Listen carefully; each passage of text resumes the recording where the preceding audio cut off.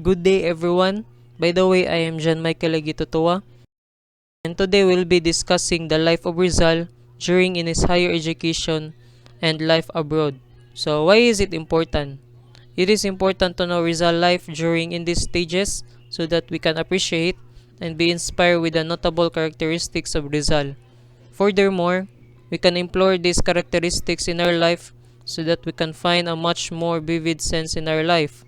This can also help us appreciate how privileged we are in our time compared before. So without further ado, let's dive into the topic. Life of Rizal in the higher education. Chapter 1, Rizal in Ateneo. 4 months has passed since the Gumburza. The three priests who fought for Filipino freedom were hung to death with Donna Teodora, which is the mother of Rizal, being imprisoned. With Pasiano as his companion, Rizal took and passed his examination in Christian doctrine, arithmetic, and reading in the College of San Juan de Letran in July 10, 1872. However, Rizal didn't pursue his education in San Juan since he later entered the Ateneo Municipal, which was a college school run by Spanish Jesuits. His act of pursuing higher education in Ateneo was due to the influence of his father wishing him to be in Ateneo. At that time, Ateneo was a school that was rivaled by the College of San Juan de Letran, formerly the Escuela Pia, the charity school, which was owned by Dominicans and was established for less fortunate boys, since back then only boys were privileged to have education. Upon processing his registration in Ateneo, he was criticized by Father Margin Fernando, the college registrar in Ateneo Municipal. It was due to his late registration and his lack of height despite being 11 years old that the college registrar refuses Rizal's registration. But fortunately, the nephew of Father Burgos, Manuel Ceres Burgos, managed to overhear the conversation, so he decided to help Rizal change the college registrar's decision, and from there, Rizal became a part of the students of Ateneo. With the beginning of his life in Ateneo, Rizal ensured that he wouldn't be recognized by the Spaniards due to his family name, so he used the surname Rizal. Within Manila's fortifications, Ateneo was located in Intramuros. He stayed in Caraballo Street, about a 25-minute walk from the campus. The boarding house was owned by Titay, who had a debt with the Rizal family for about 300 pesos. Jose came to collect a portion of the debt. As he began schooling at Ateneo, he was molded by the Jesuits to develop his character through strict discipline, humanities, and religious teaching. Each day in the class, they begin the morning with the Mass. Rizal at that time was also exposed to a very competitive environment with a class system where students were divided into two groups. The first group, we have Roman Empire, which consists of the internos, or what we call boarders, with red banners. The second group, which is the Carthaginian Empire, composed of the externos, or non-boarders, with blue banners. And each of these empires had its rank. Rizal's first professor in Ateneo was Father Jose Bech. In his class, Rizal was categorized as the Carthaginian and was ranked at the bottom at the beginning due to his little knowledge in speaking Spanish.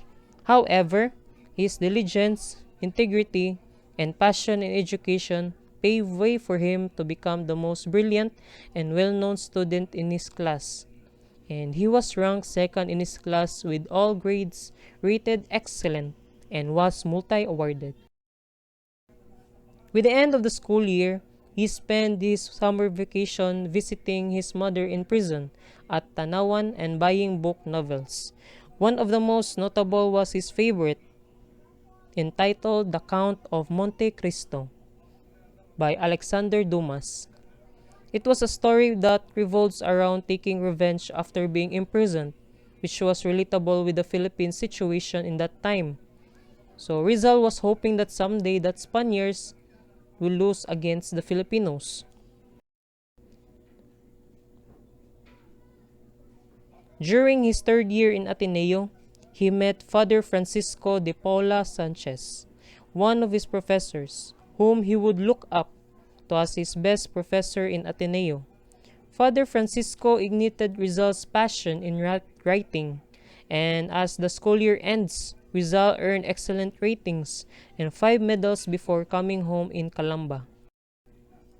In his fourth year in Ateneo, he received his Bachelor of Arts and was hailed with highest honors along with 5 medals. Moreover, he was the most brilliant Atenean and was an active member of a religious organization called Marian Congregation. Furthermore, upon finishing his bachelor's, he spent his time in sculpturing wooden statues, which one of the most notable was a wooden carved Virgin Mary using only a pocket knife. Hi guys, my name is Adrian Elisgana and I will be reporting all about Rizal on what happened on him when he is into Santo Tomas, Spain and Madrid, year 1878 to 1884. And today, we will talk first what happened in Rizal into Santo Tomas. Despite Doña Teodora refusal to send Rizal back to Manila, Don Francisco and Don Pasiano insisted to let Rizal pursue another course in the higher education. Doña Teodora was worried that the Spaniards might find out about Rizal's true identity and might end up being beheaded in similar with the fate of the Gomborza. Rizal entered the University of Santo Tomas, taking up the course in philosophy and letters. He decided to pursue this course due to hesitation on what course he should truly be part of. However, he would then find himself unsettled and unhappy being in the university due to the hostile treatment and racial discriminating manners of his Spanish colleagues and professors. Moreover, in his opinion, he finds the way of teaching to be obsolete in comparison to Ateneo. Regardless, he continued his studies in the same university by taking medical course after his first term. In the following year, 1877-1882, he went back in Ateneo and took a vocational course as a surveyor while finishing his medical course in hopes of aiding his mother's growing blindness and to make use of his excellence in surveying. Fortunately, he would then finish his medical course and obtain gold medal in agriculture and topography, earning himself a title of expert surveyor. In 1879, Rizal joined a literary contest where he first showcased his talent in writing. He wrote the poem entitled A la Juventud Filipino to the Filipino youth, which was recognized as the great poem written in Spanish but made by a Filipino. It was one of Rizal's classic poems that gave him the first place in the competition. The poem was written to ignite the nationalism with every Filipino and to hope for a better future for the land of the Philippines. And now, we will talk about Rizal in Spain. Upon finishing his fourth-year medical course in Santo Tomas, Rizal decided to flee all over Spain to complete his studies and to secretly spy over the culture and living in Spain. There he would educate himself to be prepared for the heavy burden of attempting to free the Filipinos from the shackles of the Spaniards. In May 3, 1882, Rizal rode the Spanish steamer Salvadora, which was set to go all the way to Singapore. Moreover, his arrival was meant to be secretive to avoid the Spanish authorities from recognizing him. He arrived in Barcelona in June 6, 1882. In collaboration with Basilio Teodoro Moran, publisher of Diaryong Tagalog, he began writing on his articles to ignite the nationalism among Filipinos. One of his classic articles written was Amor Patriae, means love of country. Furthermore, he also wrote articles that were designed to document his experience in Barcelona. One of the classic articles written for documentation was Los Viajes, means travels. Second article is Revista de Madrid, means Review of Madrid.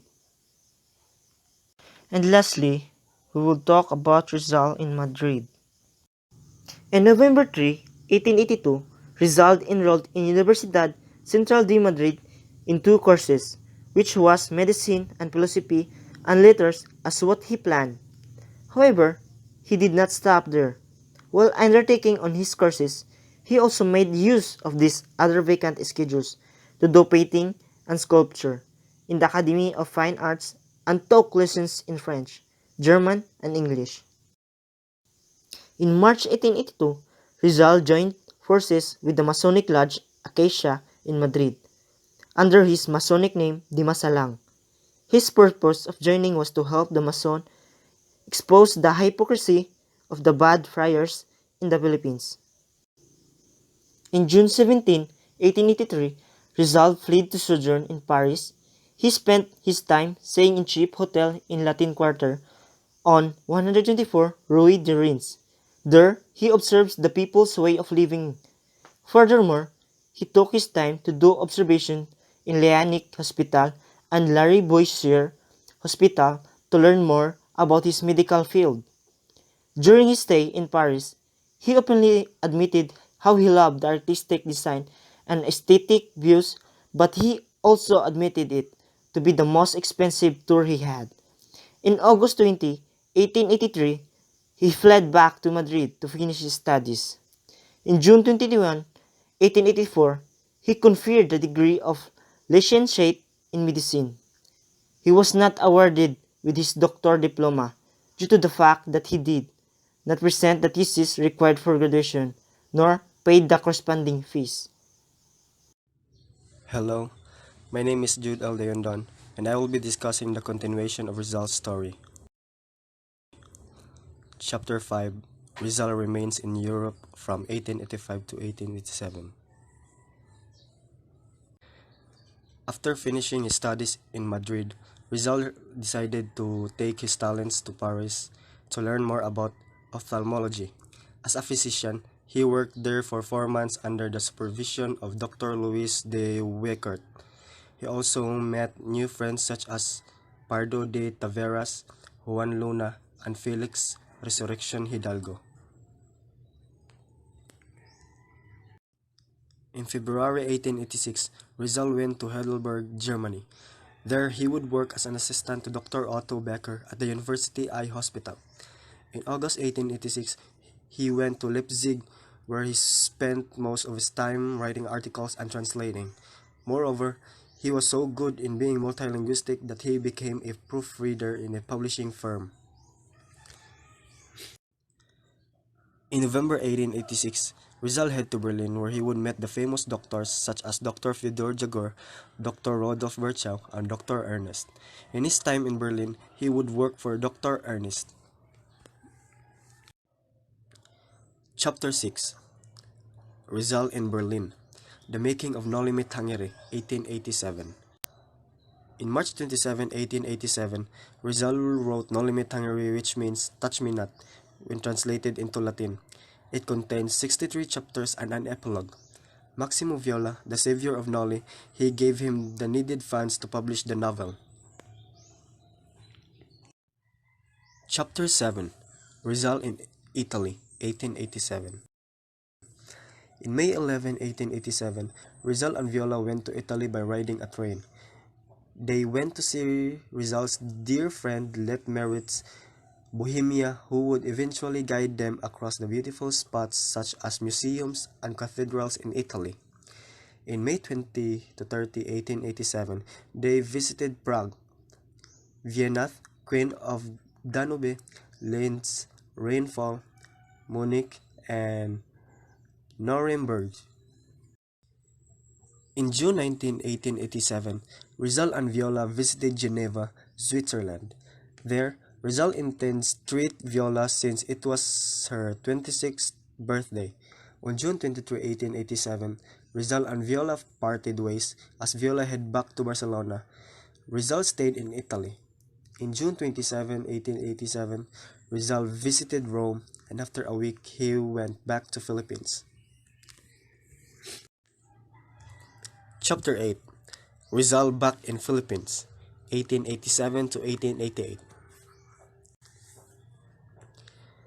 After he published Noli Me Tangere, He headed over to Calamba despite his relatives and friends warning him not to. After visiting many beautiful spots across Europe, Rizal never forgotten Philippines. He wanted to come home in Calamba because of the following reasons: to operate and hopefully cure Donna Teodora's growing blindness, to defend his countrymen against the mistreatment from the Spaniards, to see how the Filipino people acclaimed Noli Me Tangere to be, and to figure out Leonora Rivera's long silence, as he haven't heard anything about her for a long time. In August 8, 1887, he came to Calamba where he established his own clinic and cured his mother's eyesight. Thus, the news scattered across town and numerous townspeople went over to have their eyesight fixed. He also built a gymnasium for his townspeople to enjoy and learn European sports instead than idling and gambling. In his free time, he also did some painting across the town to make the surroundings more vibrant. However, the message would later come to him that the Spanish friars have taken notice with one of his copies of Noli Me Tangere, and they weren't happy with how he exploited their system. The Spaniards describe his book as anti-patriotic and scandalous. The concern reached Governor-General Emilio Terrero, so he requested Rizal to come to Malacanang Palace. After their conversation and inspection of the book, the governor didn't find it to be inappropriate and he evenly admitted that he liked the book. So to ensure Rizal's safety, he asked Jose Taviel de Andrade to be Rizal's personal bodyguard. When the friars attempted to charge him, the governor came to his defense stating that there was no forms of exploitation nor discrimination found in the book to have Rizal accused. With the growing tension that the Spaniards are having against Rizal and his family, Rizal decided that it is best to fight against them when he is far away, to keep his loved ones out from his troubled doings. Chapter 9. Rizal travels across Hong Kong, Macau, and Japan and the US. In February 8, 1888, Rizal arrived in Hong Kong to observe and experience their culture. In February 18, 1888, he arrived in Macau to visit churches and botanical gardens. In February 28, 1888, he went over to Japan with the same intention of observing and experiencing their culture and way of living. Rizal was heavily impressed with the beauty of the country, the cleanliness, politeness, and industry of the Japanese people, the picturesque dress and simple charm of the Japanese woman. There were very few thieves in Japan. From April to May 1888, Rizal traveled across different states in the U.S., such as San Francisco, Oakland, Sacramento, Reno, Nevada, Colorado, Nebraska, Chicago, Albany, and on May 13, he reached New York. Upon observing the life and status of America, Rizal admired the economic progress of the country, as its industry was flourished. However, he didn't like how men are much more privileged. Hello, I am John Dave C. Geronimo, and I will be continuing the discussion. Chapter 10. Rizal back in Europe, 1889 to 1891. In May 1888 to March 1889, Rizal stayed in London to annotate Morga's book, Sucesos de las Islas Filipinas, Historical Events of the Philippine Islands, and to improve his English. However, during December 31, 1888, Rizal, as the president of the patriotic society called La Solidaridad, or so-called Solidaridad Association, they protest to make changes in the Philippine government. The propaganda movement Objective T wants to attain a fair Filipino freedom peacefully through political and social reforms, to portray the deplorable conditions of the Philippines so that Spain may remedy them, to stop malicious acts of mistreatment among Filipinos. In his time in London, he also spent an allotment of his time writing La Vision del Fray Rodriguez, the Vision of Fray Rodriguez, which serves the purpose of defending his novel. In mid-March 1889, Rizal decided to move to Paris, though there is a never-ending event and social gatherings in Paris, yet he never lost his focus on visiting the National Library, and intentions are still going for the flourishing of his annotating book for De Morgas Sucesos de las Islas Filipinas. In January 1890, Rizal left Paris. He left to pursue the completion of his articles. One of his famous articles were "The Philippines Within a Century", an article written by Rizal, which he expressed his opinions on the Spanish colonization in the Philippines. The indolence of the Filipinos is a defense without proof indolence of Filipinos. Lastly, the Sobre la Nueva Ortografía de la Lengua Tagala, or also called or known as the New Orthography of the Tagalog Language. In this article, he laid down the rules of the new Tagalog orthography. Unfortunately, his focus on writing and propaganda movements was interrupted upon hearing the news that his friends and relatives in Calamba are being caught in trouble. Moreover, things got worse when Paciano sent him a letter, telling him that the Dominicans managed to beat them against the charge case against his family, and they are in need of a good lawyer. Chapter 11. Rizal back in Madrid, 1890 to 1891. In August 1890, Rizal arrived in Madrid. His purpose is to attend the Supreme Court in Madrid and observe how the case transpire. And he also came there to might as well help Filipino communities out there. On an event of a Filipino reunion, Rizal came to show support. However, as the event goes on, guests began drinking too much. One of them is Antonio Luna, who becomes way too talkative and began challenging Rizal. Because of his unsuccessful courtship with his desired love affair with Nelly Bostide. Fortunately, the guests began talking over with them, and Antonio Luna, in his response, immediately apologizes to Rizal, and in return, Rizal nodded and befriended with him. As Rizal remains in Madrid, a Spanish writer named Wenceslao Retana suddenly becomes a talk of the town, as he blasted Rizal's opinions and works by publishing anti-Filipino articles on the newspaper. In Rizal's defense, he didn't back down either, and decided to respond to it through his articles. Upon realizing how superior Rizal is, he decided to send an apology letter to bury the tension between them.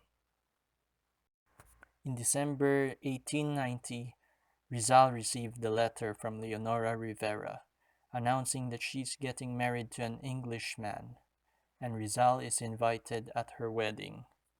This broke Rizal's heart, knowing that her childhood love, the girl next door, is finally getting married over someone else.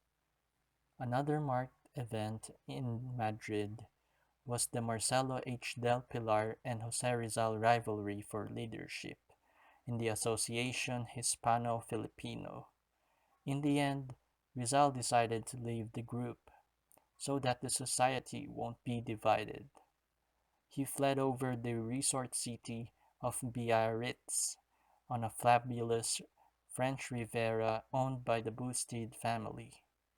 There, he, as a special guest, he took his time to find peace and relax while he finished the second novel of El Filibusterismo.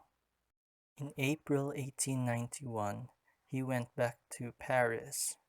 There he revised and polished his manuscripts of El Filibusterismo. While he was busy attempting to publish his novel, a letter came to him from Marcelo H. del Pilar, telling him that they need him back in the propaganda because the forces of the alliance began to decline with the absence of his presence. In response, he rejected the offer, emphasizing that he had other plans, and it is best that Del Pilar will be the one to handle the group to prevent conflicts of interest.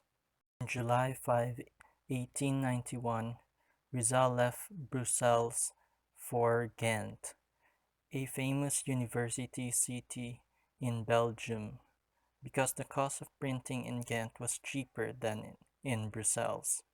That is why he transferred over there. F. Mayer van Loo Press is the name of a printing shop that gave Rizal the lowest quotation for the publication of his novel. August 6, 1891, the printing of his book had to be suspended because Rizal could no longer give the necessary funds to the printer. Valentin Ventura, the savior of the El Filibusterismo, came when he learned that Rizal's having predicaments due to the lack of funds, and therefore he decided to be the sponsor, and therefore funding the work of Rizal. Chapter 12, Rizal with his family in Hong Kong, 1891. In October 18, 1891, Rizal headed to Hong Kong to avoid Marcelo H. del Pilar to help the propaganda movement in Hong Kong, and of course to be neighborhood or nearby to the Philippines, where his family is. On the Christmas of 1891, Rizal was reunited with his family in Hong Kong. He was morally and financially supported by his family, friends, and peers. With everything going as what he planned, Rizal was finally ready to buy a land in Borneo and call it the New Calamba, where Filipinos may freely experience a normal life without the Spaniards. While Rizal was able to successfully promote his plan, as the news spread, it came to the attention of Governor General Eulogio Despujos, whom find the idea very unpatriotic and inconsiderate, since most Filipinos will end up going there and the Spaniards will finally lack manpower or laborers to do their work.